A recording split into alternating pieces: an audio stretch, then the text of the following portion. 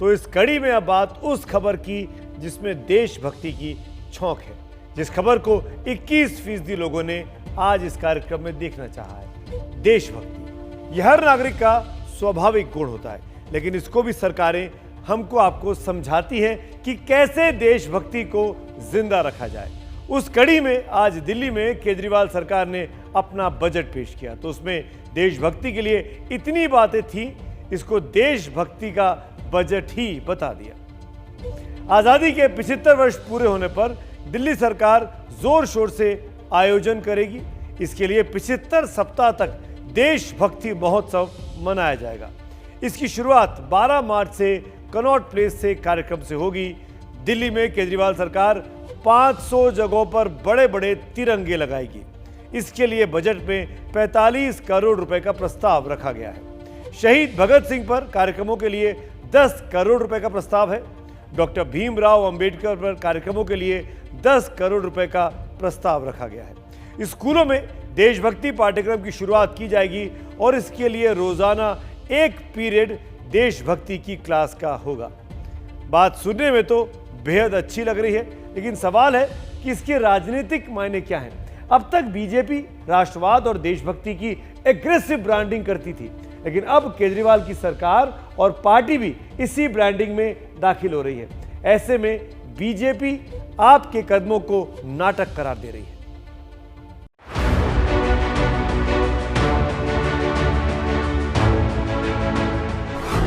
दिल्ली के उप मुख्यमंत्री मनीष सिसोदिया ने कश्मीरी गेट के हनुमान मंदिर में जाकर आशीर्वाद लिया और फिर दिल्ली में देशभक्ति वाला बजट पेश किया।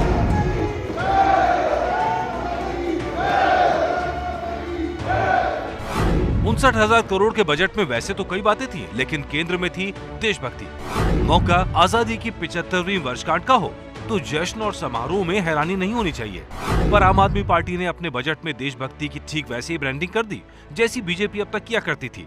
जैसे दिल्ली में 500 तिरंगे फहराए जाएंगे ताकि घर से निकलते ही देशभक्ति का जज्बा जगे। बीजेपी ने इसे ड्रामा करार दिया। आसमान की ऊंचाइयों में लहराते इन 500 तिरंगों के साथ हम अपनी दिल्ली को आजादी के 75वें साल में इस तरह से सजाएंगे कि आप दिन में भले ही 1 या 2 किलोमीटर अपने घर से बाहर जाने के लिए निकलें, आपको कहीं शानदार तिरंगा लहराता हुआ नजर आए और आपके अंदर देशभक्ति की ज्वाला भड़क उठे। पूरा हिंदुस्तान तिरंगा झंडा फहराता है, 26 जनवरी को फहराता है, 15 अगस्त को फहराता है, और भारत सरकार ने सबको अनुमति दे रखी है कि आप अपने घर पर शान के साथ तिरंगा झंडा फहराइए। क्या हिंदुस्तान के लोगों को अरविंद केजरीवाल तिरंगा झंडा फहराना सिखाएगा क्या? दिल्ली सरकार ने इंतजाम कर दिया है कि मार्च से शुरू होकर आजादी का जश्न पूरे 75 हफ्ते चले। छात्रों की किताब में एक चैप्टर देशभक्ति पर होगा। बीजेपी पूछ रही है क्या आम आदमी पार्टी इसमें सर्जिकल स्ट्राइक की बातें करेगी? देशभक्ति बजट इसलिए भी क्योंकि हमारी सरकार ने यह तय किया है कि हम आजादी के 75वें वर्ष को अपने शहीदों को श्रद्धा पूर्वक याद करते हुए और उनके सपनों को आगे बढ़ाने के संकल्प के साथ इस पूरे वर्ष को धूमधाम से आन बान के साथ मनाएंगे। जब हमारी एयरफोर्स ने एयर स्ट्राइक की और हजारों आतंकवादियों को मौत के घाट उतार दिया, जब हमारे 40 जवान शहीद हुए थे, तो अरविंद केजरीवाल ने जो कार्रवाई हमारी फौज ने की, हमारी एयरफोर्स ने की, उसके ऊपर जो सवाल उठाया था और पाकिस्तान सरकार ने स्वीकार कर लिया कि हाँ, जो 40 जवान शहीद हुए थे उसमें पाकिस्तान गवर्नमेंट का हाथ था। तो अरविंद केजरीवाल पहले देशभक्ति की जो बात कर रहे हैं, पहले उसके लिए माफी मांगे। अब तक हिंदुत्व और देशभक्ति के मुद्दे पर बीजेपी दूसरी पार्टियों को घेरा करती थी, लेकिन अब आम आदमी पार्टी पूरी तरह बीजेपी मॉडल पर आ गई है। यानी आने वाले दिनों में आम आदमी पार्टी अपने सॉफ्ट हिंदुत्व, देशभक्ति और विकास के मॉडल के सहारे बीजेपी के वोट बैंक में सेंध लगाती नजर आ सकती है। केजरीवाल का दावा है कि उन्होंने दिल्ली को रोल मॉडल बना लिया है। दिल्ली में जो होता है उसे लेकर ही वो पूरे देश में जाते हैं। आम आदमी पार्टी की दिल्ली में सरकार है, पंजाब में 20 विधायक हैं, लोकसभा में 1 और राज्यसभा में 2 सांसद हैं। लेकिन केजरीवाल की उम्मीद बड़ी है, वो 6 राज्यों में चुनाव लड़ना चाहते हैं। हाल ही में सूरत में आम आदमी पार्टी दूसरे नंबर की पार्टी बनी थी और अब सवाल है कि केजरीवाल का सियासी मकसद आखिर है क्या। बीजेपी ने देशभक्ति को बहुत होशियारी से एक चुनावी मुद्दा बना दिया। ऐसे में बीजेपी से लड़ने के लिए केजरीवाल उसके ही हथियार को इस्तेमाल कर सकते हैं। आपको याद होगा कि बीजेपी की भक्ति शक्ति के जवाब में पिछले चुनाव में वो भी हनुमान चालीसा पढ़ रहे थे। बीजेपी ने विकास और राष्ट्रवाद को लोगों के सामने पेश किया तो केजरीवाल शायद उसी तर्ज पर दिल्ली के विकास मॉडल के साथ देशभक्ति को अपना सियासी हथियार बनाना चाहते हैं। जिस तरह कांग्रेस हर जगह कमजोर होती जा रही है, उसमें केजरीवाल ने अपने लिए संभावनाओं का एक नया दरवाजा खोलने की कोशिश की है। पिछले साल के मुकाबले बढ़ा पाएंगे कि कम होगा बजट, लेकिन मुझे बेहद खुशी है कि पिछले साल का बजट एस्टीमेट 65,000 करोड़ था और इस साल का बजट एस्टीमेट 69,000 करोड़ था, जो कि पिछले साल के मुकाबले लगभग 6% ज़्यादा है। तो पिछले साल के मुकाबले बढ़ोतरी हुई है, इतनी कठिन परिस्थितियों के अंदर बढ़ोतरी हुई है।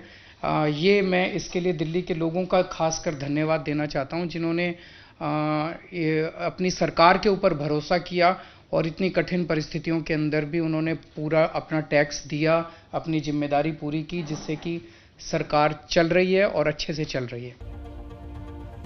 दरअसल देशभक्ति की कई व्याख्याएं होती हैं। कहीं कहा जाता है कि हर तानाशाह पहले देशभक्ति का ही दम भरता है, तो कहीं यह एहसास दिलाया जाता है कि देशभक्ति न हो तो देश को एकता की डोरी में बांधना मुश्किल होगा। वैसे देशभक्ति के प्रतीकों को संजोग भी जाता है और उस पर राजनीति भी होती है। भारत माता की, भारत माता की, भारत माता की, वंदे वंदे वंदे वंदे। ये सिर्फ दो शब्द नहीं है, बल्कि धड़कनों में दौड़ने वाले वो जज्बात हैं जिनसे देशभक्ति को मापा जाता है। भारत माता की। गंगा ये पानी की धारा नहीं है। प्रधानमंत्री नरेंद्र मोदी के इन नारों की उंगली पकड़कर आप 7 साल पहले चलिए, जब 2014 के लोकसभा चुनाव की तैयारी चल रही थी। हर मोदी, हर हर मोदी, हर हर मोदी। मोदी बीजेपी की तरफ से प्रधानमंत्री पद के उम्मीदवार थे हर हर मोदी और वाराणसी से अपना भाग्य आजमा रहे थे। तब उन्होंने नेताजी सुभाष चंद्र बोस की फौज में कर्नल रहे नेताजी के ड्राइवर और बॉडीगार्ड निजामुद्दीन को मंच पर बुलाकर उनका सम्मान किया। उस सम्मान में पैर तक छुए।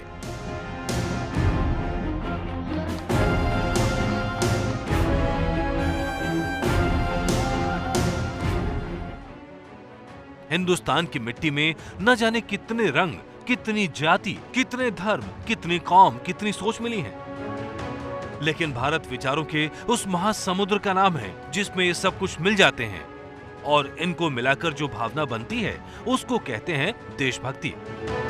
उस देशभक्ति के कई रूप, कई चेहरे। उस देशभक्ति का ही एक चेहरा सरदार पटेल की सबसे ऊंची प्रतिमा है।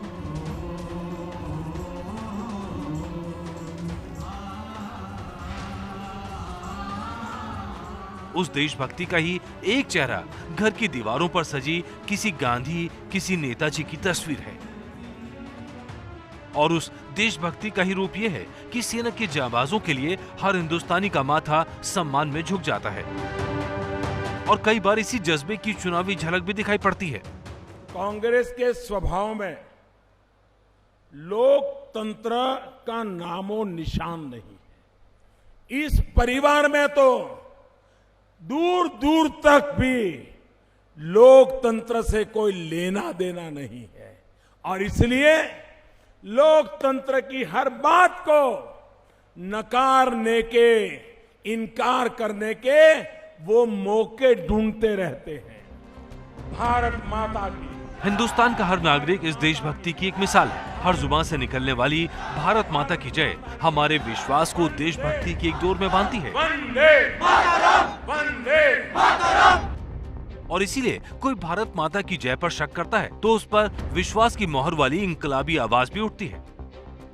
मोहन भागवत साहब, मैं नहीं लगाता नारा, क्या करते आप?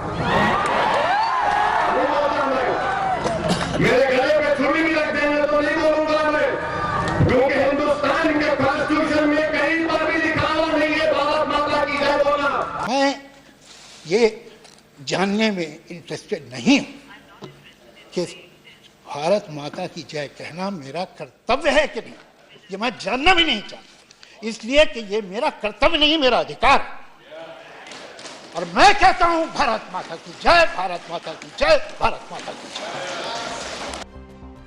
धड़कनों की आवाज सुनाई नहीं पड़ती, लेकिन वो होती है, और वो है तभी हम जिंदा हैं। वैसे ही देशभक्ति दिखे या ना दिखे, अगर वो है तो वतन का इकबाल जिंदा रहता है। दरअसल आपका अपना ये शो इंडिया चाहता है में हम बार बार कहते हैं कि देश सिर्फ सीमाओं से नहीं बनता, देश बनता है अपने नागरिकों से, उनकी भावनाओं से, उनकी धड़कन से। इसीलिए उनकी समस्याओं का हल निकालना ही असली देशभक्ति है। अगर बेरोजगारी के पैमाने पर देखें तो देश में बेरोजगारी की औसत दर 6.6% है, जबकि दिल्ली में जहां पर अब देशभक्ति का पाठ पढ़ाया जा रहा है वहां पर बेरोजगार 8% है। देश में 51,445 लोगों पर एक अस्पताल है, तो दिल्ली में 2,12,513 लोगों पर एक अस्पताल है। स्कूल छोड़ने के आंकड़े अगर उपलब्ध है तो वो 2019 के हैं। उसके मुताबिक देश में प्राइमरी स्कूल छोड़ने की दर 4.5% है, जबकि दिल्ली में प्राइमरी स्कूल छोड़ने की दर 0% है। सेकेंडरी यानी 10वीं तक देश में 17.9% छात्र पढ़ाई छोड़ देते हैं, जबकि दिल्ली में यह आंकड़ा 14.9% पर है। गरीबी के पैमाने पर नजर डालें तो देश में गरीबी 21.92% है, तो दिल्ली में 9.91% है। इसे आंकड़े में देखें तो देश भर में 26.98 करोड़ गरीब हैं, जबकि दिल्ली में काफी कम, ये 16.96 लाख है।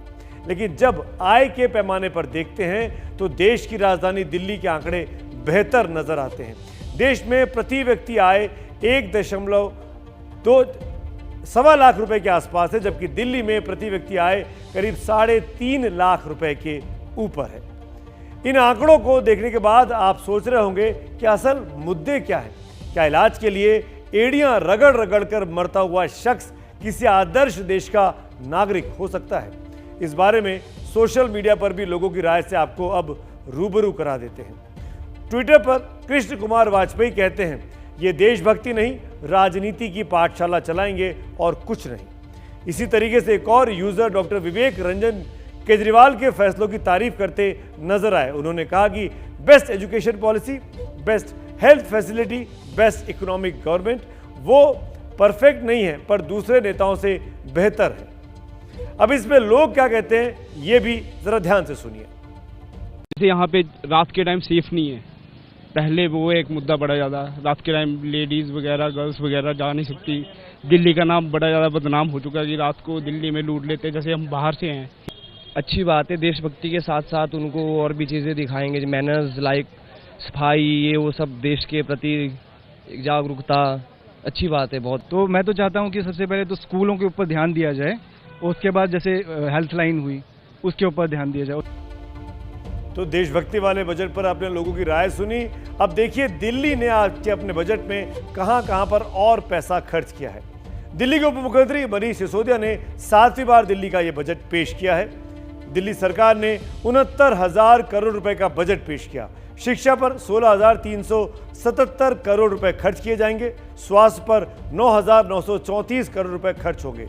इंफ्रास्ट्रक्चर 9,394 करोड़ रुपए खर्च किए जाएंगे और गरीबों के लिए मकान 5,328 करोड़ रुपए, अनधिकृत कॉलोनियों के विकास पर 1,550 करोड़ रुपए खर्च किए जाने का प्रस्ताव इस बजट में किया गया है।